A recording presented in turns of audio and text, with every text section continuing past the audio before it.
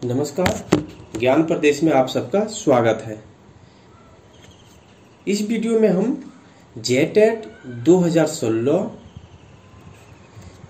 बाल विकास में जो क्वेश्चंस पूछे गए थे कक्षा 1 to 5 में, उसको देखेंगे, उसका सही से विश्लेषण करेंगे। अगर आप इस चैनल पर नए हैं तो चैनल को सब्सक्राइब कर दीजिए और बेल आइकन को भी प्रेस कर दें ताकि नोटिफिकेशन आपको मिलती रहे। और अगर आप इस क्वेश्चंस का पीडीएफ चाहते हैं तो आप डिस्क्रिप्शन में जाकर के जो है पीडीएफ डाउनलोड कर सकते हैं। ठीक है, तो चलिए शुरुआत करते हैं। हमारा पहला क्वेश्चन है जिसका नंबरिंग जो है 31 से स्टार्ट हो रहा है। तो देखिए, पहला क्वेश्चन है समावेशी शिक्षा। तो समावेशी शिक्षा के बाद 4 ऑप्शन दिए गए हैं और कौन सा सही है वो आपको बताना है। तो समावेशी शिक्षा जो है कक्षा कक्ष में विविधता बनाती है, यह इसका सही हो जाएगा, ऑप्शन नंबर ये। ठीक है, आप ये क्वेश्चन की समावेशी शिक्षा कहते किसको है? तो समावेशी शिक्षा ऐसी शिक्षा है जिसके अंतर्गत शारीरिक रूप से जो बाधित बालक होते हैं, जो विकलांग बालक होते हैं, वह सामान्य बालक जिसके शरीर में कोई भी प्रॉब्लम नहीं है उसके साथ बैठ करके शिक्षा ग्रहण करता है। और समावेशी शिक्षा का एकमात्र उद्देश्य यह है कि हम किसी भी बच्चे को भाषाई आधार पर या फिर शारीरिक त्रुटि के आधार पर, जाति हो गया, धर्म के आधार पर अलग कक्षा में नहीं बैठा सकते हैं। हम अगर कक्षा से ही सभी बच्चे को एक साथ मिलाकर आने, विविधता बनाते हुए चलें तो उसका हमारे सामने जो समाज बनेगा वो एक सही समाज बनेगा। ठीक है, यही समावेशी शिक्षा का उद्देश्य है। ठीक, तो इसका आंसर क्या हो जाएगा? ऑप्शन नंबर ये सही हो जाएगा। अगला 32 नंबर का है, कक्षा कक्ष में ध्यान ना देने वाले बच्चों से निपटने का निम्नलिखित में से कौन सा मार्ग सर्वोत्कृष्ट है? अगर कोई बच्चा कक्षा कक्ष में ध्यान नहीं दे रहा है तो उसको आप कैसे निपटेंगे, यानी किस ऑप्शन के आधार पर आप निपटेंगे, आपको बताना है। तो इसका आंसर हो जाएगा ऑप्शन नंबर डी। ठीक है, बच्चे को सर्वाधिक विमर्शता न्यून क्षेत्र में बैठने देना।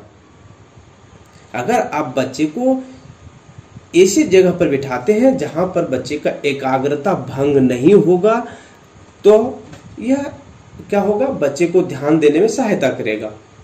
ठीक है, यानी ऐसी जगह पर जहां पर जो है बच्चे का एकाग्रता भंग ना हो। और विमर्शता न्यून क्षेत्र क्या होता है? तो ऐसा क्षेत्र जहां से बच्चे को ध्यान जो है भंग ना हो। ठीक है, तो हम बच्चे को एक सही पोजीशन यानी सही जगह पर बैठा कर कक्षा में उसको ध्यान देने के लिए उत्साहित कर सकते हैं। और एक आप शिक्षक होने के नाते बच्चों से अगर कक्षा में बार बार सवाल भी पूछते हैं तो इससे क्या होगा? बच्चा एकाग्र बना रहेगा। अगला क्वेश्चन हमारा है 33 का, पिछड़े बालक है। तो पिछड़े बालक की विशेषता क्या होती है? तो पिछड़े बालक वह होता है जो अपनी कक्षा से नीचे की कक्षा के उस कार्य को नहीं कर पाता जो उसकी आयु के बालक आसानी से कर लेता है। ठीक है, पिछड़े बालक की यही विशेषता है, जैसा कि आप चार्ट में देख सकते हैं। और अगर आप बात करें इस ऑप्शंस का तो ऑप्शन इसका क्या हो जाएगा? ऑप्शन नंबर बी, क्योंकि पिछड़े बालक की मानसिक लब्धता यानी आईक्यू कितना होता है? 80 से 90 के बीच होता है। अगला हमारा देखिए 34 नंबर का, मानसिक विकास को प्रभावित करने वाले कारक हैं। तो मानसिक विकास को वंशानुगति, पारिवारिक परिवेश तथा परिवार की सामाजिक स्थिति ये सभी प्रभावित करते हैं, इसलिए इसका आंसर हो जाएगा ऑप्शन नंबर डी, यानी ये सभी। अगला क्वेश्चन है 35 नंबर का, कक्षा कक्ष में अनुशासन की समस्याओं से प्रत्यक्ष संबंध है। यानी देखिए, अनुशासन की समस्याओं से प्रत्यक्ष संबंध है, यानी वह कौन सा रीजन है ऑप्शंस में जो अनुशासन बनाए रखने में कक्षा में परेशानी उत्पन्न करता है? तो इसका आंसर क्या हो जाएगा? हो जाएगा ऑप्शन नंबर डी। ठीक है, कक्षा कक्ष में अनुशासन की समस्याओं में जो है उकसाने वाले या पसंदीदा विषय जो होते हैं उसका प्रत्यक्ष संबंध है। यानी शिक्षार्थी को यदि कोई विषय अरुचिकर लगे, यानी उसमें मन नहीं लगेगा, तो वह क्या करेगा? बच्चा एकाग्र होकर कक्षा में कुछ नहीं सीख पाएगा। ठीक है, भले बच्चा कक्षा में हो लेकिन वह उसका दिमाग जो है कहीं और रहेगा। ठीक है, तो इसका आंसर हो जाएगा ऑप्शन नंबर डी। अगला है 36 नंबर का, इसमें क्या कहा गया है, निम्नलिखित में से कौन सा मूल्यांकन का लक्षण नहीं है। ठीक है, तो देखिए मूल्यांकन का लक्षण ऑप्शन नंबर सी नहीं है, क्योंकि यह कार्य के अंत में किया जाता है, ऐसा इस ऑप्शन में दिया गया है। लेकिन मूल्यांकन जो है कार्य के अंत में नहीं किया जाता है। मूल्यांकन के बारे में हम सभी जानते हैं कि मूल्यांकन से हमें क्या पता चलता है, कक्षा में अगर बच्चों का मूल्यांकन किया जाता है तो हमें पता चलता है कि बच्चा किस विषय में ज्यादा रुचि ले रहा है, यानी किस टॉपिक में ज्यादा रुचि ले रहा है और किस में अच्छी तरह से विकास हो रहा है। ठीक है, यानी बच्चे में क्या कमजोरी है और क्या बच्चे सही तरह से समझ रहे हैं, उसका आकलन ही हम करते हैं मूल्यांकन में। अगला क्वेश्चन देखिए हमारा हो जाएगा 37 नंबर का है कि श्रेणी कक्ष में वास्तविक दुनिया की समस्याओं से संबंधित जटिल परियोजनाओं पर काम करते हुए शिक्षक एवं छात्र एक दूसरे की विशेषज्ञता का आहरण करते हैं। ठीक है, 37 नंबर का है, तो इसका आंसर हो जाएगा ऑप्शन नंबर बी। ठीक है, यानी सामाजिक रचनात्मकवादी से जो है क्या होता है, समाज से ही एक शिक्षक और एक छात्र दोनों एक दूसरे से सीखता है, जैसा कि वाइगोत्स्की ने कहा था। और वाइगोत्स्की का कहना था कि एक बच्चा अपने समाज से ही सीखता है और समाज से ही अनुभव ग्रहण करता है। ठीक है, अगला क्वेश्चन देखिए 38 नंबर का है, बच्चों का भाषा विकास निर्भर करता है।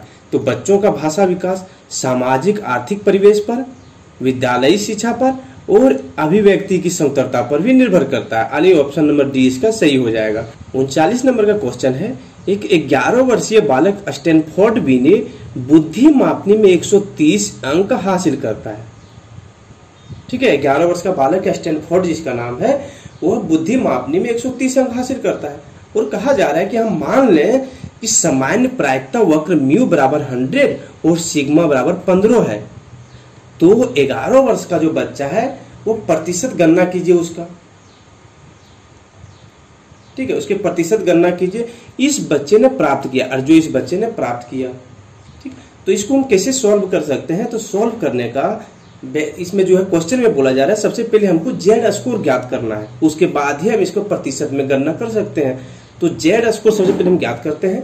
तो जेड स्कोर ज्ञात करने का फॉर्मूला क्या होता है, तो जेड स्कोर बराबर होता है एक्स माइनस म्यू बटे सिग्मा। ठीक है, तो जहां पर एक्स हमारा क्या रहेगा, एक्स हमारा रहेगा 130, यानी जो बुद्धि में मापा हमने वो हमारा एक्स रहेगा। तो 130 और माइनस क्या करना है हमारा, देखिए म्यू माइनस करना है, तो म्यू कितना हमारा 100 है। और फिर देखिए सिग्मा में हमारा नीचे आ जाएगा सिग्मा 15। ठीक है, तो इस तरह से कितना आ जाएगा हमारा, देखिए 30 बटे 15 यानी 2, यानी कितना आ गया 2। अब यहाँ पर आप चार्ट में देख सकते हैं, यह हमारा जो चार्ट मैंने लगाया हुआ है ये हमारा जेड स्कोर का चार्ट है। वहां पर आप देखेंगे 2 बराबर कितना आ रहा है हमारा, 2 बराबर आ रहा है 97 यानी 97.9772 आ रहा है, इतना आ रहा है हमारा, आप देख सकते हैं चार्ट में। अब इसको क्या करना है, हमें प्रतिशत में ज्ञात करना है। देखिए यहाँ प्रतिशत लिखा गया है, तो प्रतिशत में ज्ञात करते हैं। प्रतिशत में ज्ञात करने के लिए क्या करना होगा हमें, सबसे पहले देखिए इस दशमलव को हटाना पड़ेगा। तो दशमलव हटाएंगे तो नीचे कितना आ जाएगा, 4 जीरो आ जाएगा, और उसके बाद हम 100 से भाग दे देंगे इसको, तो क्या हो जाएगा, देखिए 9772 बटे 140। और देखिए यहाँ पर ये जो 100 है हमारा ऊपर चला जाएगा, देखिए, और ये जीरो और ये जीरो हमारा कट जाएगा। और फिर आप देखेंगे इस दोनों जीरो को हटाने के लिए क्या करना होगा, हमें ऊपर में बाईं ओर से 2 अंक के बाद हमें दशमलव लगाना होगा। तो कितना आ जाएगा हमारा 97.72 आ जाएगा। ठीक है, यानी ऑप्शन नंबर सी इसका हो जाएगा 98% से बेहतर। ठीक है, 98% से बेहतर इसका आंसर हो जाएगा। 40 नंबर का क्वेश्चन है, वर्तमान स्थिति में शिक्षा का सही रूप है। तो वर्तमान स्थिति में शिक्षा का सही रूप क्या है हमारा, तो हो जाएगा ऑप्शन नंबर डी ये सभी, यानी सशिक्षा तकनीकी शिक्षा, नैतिक एवं आदर्श शिक्षा, ये सभी है सही रूप। ठीक है, ऑप्शन नंबर डी इसका सही हो जाएगा। अगला 41 नंबर का, जेम्स लेंग नियम के अनुसार हमारा संवेगात्मक अनुभव निर्भर करता है। तो जेम्स लेंग नियम के अनुसार हमारा संवेगात्मक अनुभव किस पे निर्भर करता है? तो यह करता है हमारे शारीरिक लक्षणों के प्रत्यक्षण पर। ठीक है, ऑप्शन नंबर सी इसका सही हो जाएगा। ठीक, अगला क्वेश्चन देखते हैं 42 नंबर का है हमारा, शिक्षिका अपने प्रश्नों के उत्तर स्वयं कभी नहीं देती, वह अपने छात्रों को उत्तर सुझाने के लिए उत्साहित करती है। तो समूह चर्चा करवाती है और तत्वाधान शिक्षण अपनाती है। यह उपागम किस सिद्धांत पर आधारित है? यानी एक शिक्षिका क्या करती है, वह किसी भी प्रश्न का उत्तर नहीं देती है, वह बच्चों से ही उत्तर जानने का प्रयास करती है। ठीक है, और इस शिक्षा को हम क्या बोलते हैं? तो इस शिक्षा को हम बोलते हैं सक्रिय भागीदारी। ठीक है, तो उपागम किस सिद्धांत पर आधारित है? तो यह हमारा है सक्रिय भागीदारी पर आधारित है, यानी ऑप्शन नंबर डी सही हो जाएगा इसका। अगला है देखिए 43 नंबर का, अधिगम का संवर्धन हो सकता है यदि क्या होगा, कक्ष में छात्रों को दुनिया की वास्तविक परिस्थिति से अवगत कराया जाए, जिससे विद्यार्थियों की मनःस्थिति एक दूसरे तथा शिक्षक के प्रति हो। ठीक है, यानी ऑप्शन नंबर ए इसका सही हो जाएगा। ठीक है, अगला देखिए 44 का, आपके अनुसार शिक्षक का सर्वाधिक महत्वपूर्ण सिद्धांत क्या है? तो आपके अनुसार जो है शिक्षक का सबसे सर्वाधिक महत्वपूर्ण सिद्धांत क्या होना चाहिए? तो है हमारा ऑप्शन नंबर सी, छात्र और शिक्षक के बीच संबंध। अगर छात्र और शिक्षक के बीच बेहतर बॉन्ड रहेगा तो आप अच्छी तरह से जो है एक शिक्षक होने के नाते छात्र को अपना ज्ञान ट्रांसफर कर पाएंगे और छात्र भी अपनी परेशानी को आपके सामने साझा कर पाएगा। ठीक है, अगला है 45 नंबर का, सभी व्यक्तियों के लिए मार्ग निर्देशन और परामर्श आवश्यक है। तो इसका आंसर क्या हो जाएगा? तो इसका आंसर हो जाएगा ऑप्शन नंबर डी, यानी उपरोक्त सभी। अगर आप पढ़ेंगे तीनों ऑप्शन तो आपको समझ में आ जाएगा। ठीक है, तो इसका आंसर हो जाएगा ऑप्शन नंबर डी। अगला देखिए 46 नंबर का है, अधिगम का क्या अर्थ है? अधिगम का क्या अर्थ होता है हमारा? हम सबने पढ़ा है। तो अधिगम का अर्थ होता है ऑप्शन नंबर सी, अनुभव द्वारा व्यवहार में परिवर्तन लाना ही अधिगम कहलाता है। आपने कोई काम किया, उससे आपको जो भी सीख मिला वही आपके लिए मतलब अधिगम है, यानी सीखना हो गया। ठीक है, 47 नंबर का क्वेश्चन अगला है हमारा, सीखना एक प्रक्रिया है जिसमें सीखना जीवन प्रयत्न चलता रहता है, यानी ऑप्शन नंबर इसका बी सही हो जाएगा। सीखना क्या होता है? हमारे जीवन प्रयत्न चलता रहता है, बचपन से ही लेकर के जो है मरणोपरांत तक हम सीखते रहते हैं। ठीक है, अगला देखते हैं 48 नंबर का है, शिक्षा में अनुशासन किसे सहायता करता है? शिक्षा में अनुशासन किसे सहायता करता है? तो करता है हमारा ऑप्शन नंबर डी। देखिए, आंतरिक गुण संतुलित रूप में विकसित किया जा सकते हैं, यानी ऑप्शन नंबर डी इसका सही हो जाएगा। अगला देखिए 39 नंबर का, बाल विकास का क्या अर्थ है? तो बाल विकास का अर्थ होता है बच्चों में संपूर्ण विकास बच्चों में संपूर्ण विकास, जिसमें लंबाई चौड़ाई भी हो और मानसिक विकास भी हो, संवेगात्मक विकास भी हो, भाषागत विकास भी हो, यानी ये सभी जो है आपका संपूर्ण विकास ही बाल विकास कहा जाता है। अगला 50 नंबर का है, देखिए 50 नंबर का, निम्नलिखित में से कौन अधिगम की प्रक्रिया का लक्षण नहीं हो सकता है? अधिगम की प्रक्रिया का लक्षण नहीं हो सकता है, कौन सा? तो इसका आंसर हो जाएगा शैक्षिक संस्थान केवल शिक्षा देने का स्थान है। ऐसा तो नहीं होता है। जो भी शैक्षिक संस्थान, जैसे अगर अपने स्कूल का बात करें तो क्या आपको वहां सिर्फ शिक्षा दिया जाता है? नहीं, आपके जो है मानसिक विकास भी किया जाता है, भाषागत विकास किया जाता है, सामाजिक विकास किया जाता है। अब से एक विद्यालय में जो है आपके अंदर बहुत सारे विकास होते हैं। तो इसका क्या हो जाएगा? ऑप्शन नंबर ये जो है गलत हो जाएगा। ठीक है, अगला देखते हैं क्वेश्चन नंबर 51।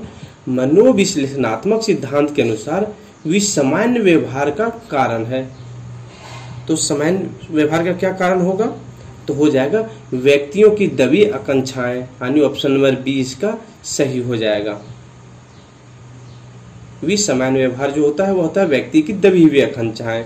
ठीक है, क्वेश्चन नंबर 52 हमारा है सृजनात्मक व्यक्ति में होता है। तो क्या होता है? तत्कालिक स्थिति से परे जाने की योग्यता होता है। ठीक है, जो स्थिति अभी आपका है उसमें आप अगर किसी चीज का सर्जन करते हैं तो उसके अलावा आप में कुछ भी सर्जन करने की योग्यता आपके अंदर आ जाती है। ठीक है, तो इसका आंसर क्या हो जाएगा? ऑप्शन नंबर ये सही हो जाएगा। 53 नंबर का क्वेश्चन हमारा देखिए, शिक्षण सिद्धांत प्रदान करते हैं। तो क्या प्रदान करते हैं?